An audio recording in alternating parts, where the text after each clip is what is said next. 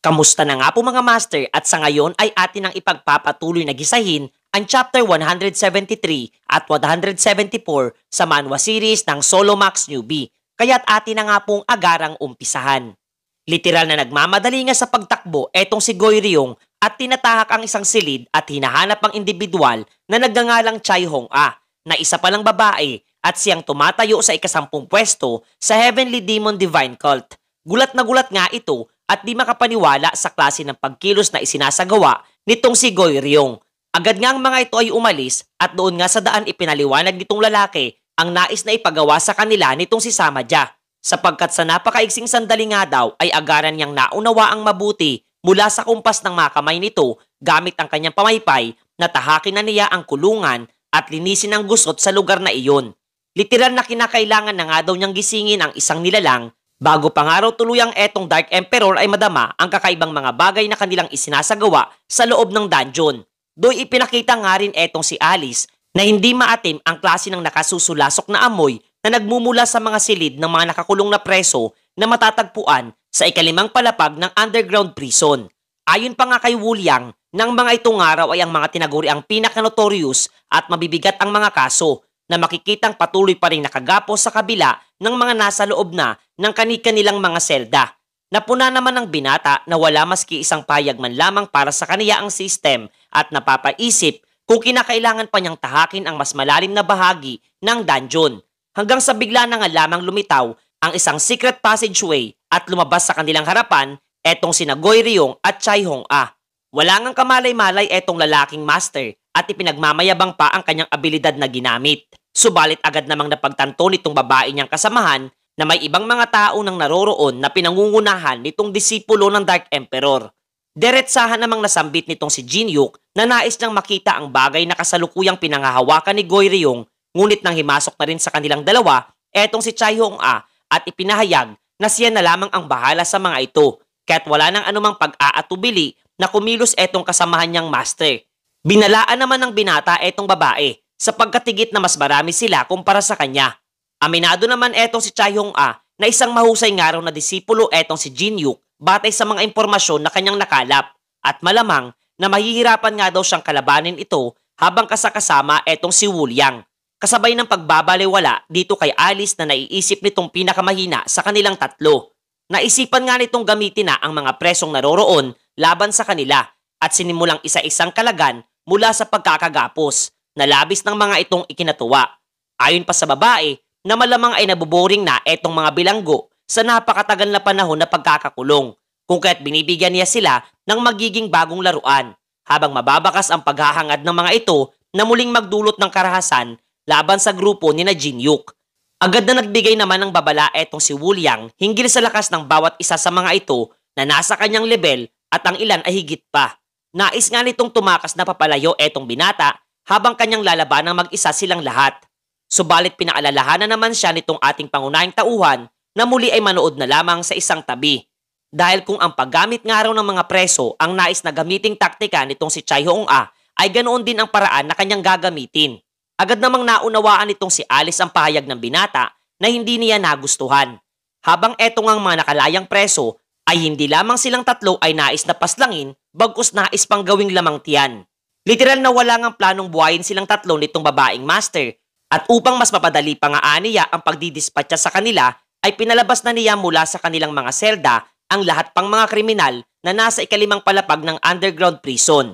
Hindi naman nagustuhan nitong si Alice ang pagtrato sa kanila ng mga aniya ay mga basurang individual, lalo na para sa isang kagaya niyang maharlika at tuluyang ginamit ang kanyang skill na Blood Road. Sa itaas na bahagi naman ng dungeon ay makikita etong si T-Bone na labis na nanghihinayang sapagkat hindi nga raw nakita ng kanyang bossing ang ipinamalas niyang kahusayan laban sa mga Dokaibi. Habang sa gitna nga ng kanyang pagmumuni-muni ay labis nang ikinagulat ang paglipad papalayo ng lahat ng mga embers mula sa mga napaslang niyang halimaw at tinahak ang kinaroroonan nitong si Goy Ryong na ginamit na nga ang item na tinatawag na Ember Collecting Lantern. Mahigpit itong pinanghahawakan ni Goy Ryong, subalit ang higit nga niyang ikinababahala ay nananatili pa ring hindi sapat ang lakas na nagmumula sa mga embers ng mga napaslang na Dokaibi at pinaplanong maging siya ay papaslang na rin ng mga nasabing nilalang. Habang etong si Chai Hong-ah ay hinaharap pa rin ang grupo ni na Jinyuk. Subalit nanlaki ang kanyang mga mata, buwat ng masilayang naroroon na rin sa kanyang tabi etong nasabing babae na talagang mababakas ang pagkabahala. Naguguluhan nga siya at natanong kung nagawa nitong palayain ang mga preso upang kapwa harapin etong grupo ng ating pangunahing tauhan. Sinagot naman siya ni Chai Hong-an ng oo at bonus pa ang pagkakaloob sa mga paborito nilang mga sandata. Subalit etong babaeng kasakasama di umano ng binata ay literal na isang halimaw at ang lahat ng mga preso ay madali lamang niyang sabay-sabay na pinaslang sa isang iglap. Nagkalat nga sa ngayon ang mga labi ng mga napaslang na preso sa paligid na ayon pa kay Wuliang na kahit ng araw ang mga minsay naging bantog na mga martial artist ay walang panama sa lakas na tinataglay nitong si Alice at tulad nga daw ito sa kanyang inaasahan para sa isang individual na malapit sa kanyang bossing. Masisilayang napangiti naman etong binata at pabirupang inihayag na bagyapang nagkontrol at nagtipid ng mana etong babaeng vampira sa isinagawa niyang pag-atake na sinagot naman nitong kinakailangan nga daw niya itong gawin buwat sa hindi nila alam kung ano ang naghihintay sa kanila sa pagpapatuloy na paggalugad ng dungeon. Kinakailangan nga daw nilang malaman kung ano ang rason kung bakit ang mga ito ay desperadong pigilan sila na ipagpatuloy ang paggalugad sa nasabing lugar at kung ano ang nais na ipabatid sa kanila nitong kanyang mystery caller. Samantalang sa palasyo naman ay malakas na isinaad ng isa sa mga miyembro nito ang magaganap na duelo sa pagitan ng Dark Emperor at ni Samaja na talagang ikinabiglang mapag-alaman ng iba pa nilang mga miyembro at ang lahat ay nagmamadaling tinahak ang lugar kung saan ito magaganap habang kapwa ang dalawang master ay masisilayang nakaharap na sa isa't isa. Ayon pa nga dito sa Dark Emperor na matagal na ang panahon nung huling beses silang dalawa ay nagharap para sa isang duelo. Ngunit ayon naman para dito kay Samaja na isa lamang itong simpleng pagpapapawis sa pagitan ng tumatayong Right Guardian. Pasimple pa nga niyang natanong ang tungkol sa pag-iensayo na isinasagawa ng kanyang disipulo na ngayon nga ay nasa loob di umano ng underground prison. Subalit wala namang panahon para makipagkwentuhan sa kanya etong Dark Emperor at agad na inatake etong si Samaja at ang kanilang harapan ay sadyang napakalakas nga para sa mga ordinaryong miyembro ng kanilang samahan. Mariing nagbanta pa etong matanda na kung hindi ilalad sa kanya nitong Left Guardian ang kanilang isinasagawa sa loob ng underground prison ay mapipilitan siyang pakainin ng kanyang kamao etong si Samaja na ngayon nga ay patuloy pa ring nakangiti sa kabila ng mararahas nitong mga pag-ataking tinatanggap. Pahayag naman ito na isang araw itong malaking sorpresa at masasayang lamang ang lahat ng kanyang paghahanda kung agaran niya itong malalaman hanggat hindi pa ito nasa tamang oras habang kasalukuyan itong dalawa niyang bataan ay bagyang nababahala habang pinagmamasdan ang isang dambuhalang halimaw na ayon pa sa kanila ay nagmimistulang isang napakalaking demonyo sa loob ng isang silid mga master. Nagpatuloy nga ang kwento kung saan inihayag nitong si Samaja ang tungkol sa natalo nilang demonyo sa nakaraan kung saan ay kaniyang araw naisip na bakit hindi niya ito gawing sunod-sunuran sa kanyang mga nais na mangyari at gawing kanyang personal na mumunting assassin na talagang ikinabiglang marinig nitong Dark Emperor. Kasabay noon ay inactivate naman nitong si Goryong ang Ember Collecting Lantern at ang lahat ng nakolekta nilang fragments ay kanyang ipinagkaloob dito sa nakaseryong halimaw. Patuloy naman ang mainit na palitan ng mga pag-atake nitong dalawang master habang ipinapaalala nitong Left Guardian ang tungkol sa nagdaang sakuna na kanilang kapwa hinarap. Sadyang napakalakas nga raw ng demonyong kanilang nakasagupa sa mga panahong iyon at tinatayang inabot pa sila ng 3 araw at gabi upang tuluyang magapi ito. At kung wala nga raw ang Heavenly Demon upang sa kanila ay sumuporta, ay tiyak na silang dalawa ay namatay na sa mga oras na iyon. Gayon din, ang pagpili nga sa kanya nitong kanilang Supreme Leader ang siyang nagbigay ng pagkakataon upang maisip ang nasabing personal na adikain. Ang halimaw nga na ito ay tinatawag na Yaksha, na kasalukuyang nanumbalik na ang 71% ng orihinal na lakas na tinataglay. At maging etong sina Jinyuk ay talagang nabigla rin na ito'y masilayan sapagkat batay nga raw sa katangian nitong nasabing Yaksha ay isa itong halimaw na kayang pumaslang maging ng isang Diyos. Kasabay ng pagkabahala ni Jinyuk ay ang pagpapayag ng system para sa isang panibagong misyon kung saan ay inatasan siya na gapiin ang nasabing demonyo upang masiguro ang kaligtasan ng Heavenly Demon sapagkat kung itong araw ay mapapaslang ng Yaksha ay tiyak na isang napakalaking sakuna ang magaganap. Agad na naunawaan nitong binata na itong araw ang nais na ipabatid sa kanya ng Mystery Caller, ang halimaw na ginamit bilang sandata laban sa mga divinities ng mga mas mataas na palapag ng tore. habang patuloy na naguguluhan kung papaano ito napunta sa lugar na iyon. Daglian namang ginamit nitong si Goryeo ang Ember Collecting Lantern upang kontrolin etong yaksha. Payag nga nito na siya na ang pansamantalang tumatayong kanyang master sa mga oras na ito habang wala sa lugar na iyon etong si Samaja. Ayon naman dito sa halimaw na nagmimistulas yang isang tuta na lamang ng nasabing individual habang natanong etong si Goryeo kung ano ang nais itong ipagawa para sa kanya. Agara namang itinuro nito ang grupo ni na Jinhyuk at nais na silang lahat ay kanya di umanong paslangin sapagkat silang lahat nga daw ay kanilang mga kalaban. Maging etong ang si Alice ay nababahala buhat sa konsentrasyon ng manang tinataglay ng halimaw na nasa kanilang harapan at nagsasaad na ang nasabing nilalang ay hindi dapat naririto sa mas mababang palapag ng tore. Sinang-ayon na naman siya nitong ating pangunahing tauhan. Subalit ang mas malaking problema nga raw na kanilang kinakaharap sa ngayon ay wala siyang maisip na anumang paraan kung papaano ito magagawang talunin.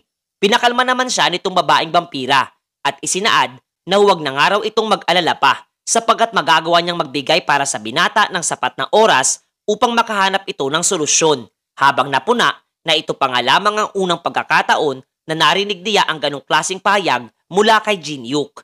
Sa mga oras ding iyon ay nagpasya na nga etong yaksha na subukang alamin kung gaano nga ba kalakas ang kanyang kapangyarihang nagawang mapanumbalik nitong si Samaja para sa kanya. Literal na nag-uumapaw ang enerhiyang inilalabas nito sa harapan ng tensyonadong sina Jinhyuk habang ang kapangyarihan ng nasabing nilalang ay kapwa na dama din nitong soul-chasing Seiyang sa kabila ng napakalayo ng Heavenly Mountain na kinaroroonan nitong nasabing halimaw. Maging sa kastilyo nga ng Heavenly Demon Divine Cult ay nadama ang lakas nito na para bang lumika ng napakalakas na lindol habang nauunawaan nitong si Samaja na nagtagumpay etong si Goryeo na gisingin ang yaksha. Ayon pa nga sa Left Guardian na matapos nga daw magpalabas ng nakababahalang lakas ang nasabing nilalang ay agarang nagmamadaling umalis at tinahak nitong Dark Emperor ang dungeon kung saan naroroon etong kanyang disipulo. Subalit hindi naman nangangamba etong si Samaja sapagkat nalalapit na ang kamatayan nito matapos na direktang tumanggap ng pag-ataking may kasamang lason. Sa mga oras na iyon ay ginamit na nga nitong si Alice ang kanyang skill na Blood Spear at direktang pinakawalan sa direksyon nitong yaksha na makikitang hindi man lang gumana laban dito. Agara naman itong gumante ng pag-atake at matagumpay na naigapo sa kadena etong babaeng vampira. Habang kasunod nito ay nais na nga siyang agarang ipadala sa kabilang buhay. Subalit mabuti na nga lamang at mabilis na nailigtas siya ni Goguma sa tamang oras na nagpatras sa naturang halimaw. Masaya naman etong si Alice sa tulong na ipinagkaloob ng alaga ng binata at magkasamang nilabanan etong dambuhalang nilalang. Namamangha naman sa isang tabi etong sina Chai Hong-a na masilayan ang halimaw na minsan nang halos mawasak ang buong murim na ngayon nga ay nagagawa na nilang pasunurin sa mga nais nilang mangyari. Hanggang sa bigla na nga lamang niyang madama ang panganib at agad na napigilan ang pag-atake ni Wuliang na para sana dito kay Goryeo. Lubos ngang ninanais niyang paslangin etong nasabing lalaki upang mapigilan ang yaksha. Sapagkat kung hindi nga raw ito hihinto ay malamang na tuluyan nang dito magtatapos ang buong Heavenly Demon Divine Cult. Ngulit binigyang diin naman itong si Goryeo na ito nga raw ang nais na mangyari nitong si Samaja sapagkat siya ang susunod na magiging kanilang bagong Heavenly Demon. Kaya huwag nga raw mag-atubili etong si Chai Hong-a na paslangin etong si Wuliang para sa kapakanan ng kanilang magiging bagong leader. Samantalang patuloy namang nakikipaglaban etong si Goguma sa yaksha, subalit kahit nga malakas na etong alaga ni Jinhyuk ay madali lamang siyang nahuli nitong halimaw at agad na piniga na labis itong ininda. Maswerte na nga lamang at nailigtas din siya ni Alice. Do'y makikita nga natin ginamit na ni Alice ang original niyang kaanyuan at planong gamitin na ang buong lakas niyang tinataglay. Ang atake namang pinakawalan nito ay pinuri ng yaksha at isinaad na hindi na nga raw masama para sa isang kagaya niya. Sa kabila naman ng papuri niyang natanggap ay mas lalo lamang nabahala etong babaeng vampira sapagkat sa kabila ng ginamit na niya ang buong lakas niyang tinataglay para sa nasabing pag-atake ay tila ba wala man lamang itong tinanggap na anumang pinsala. Seryoso nga niyang isinaad na kinakailangang magmadali na nitong si Jinhyuk na makahanap ng solusyon upang maresolba ang nasabing problema katulad ng palagi nitong ginagawa mga master.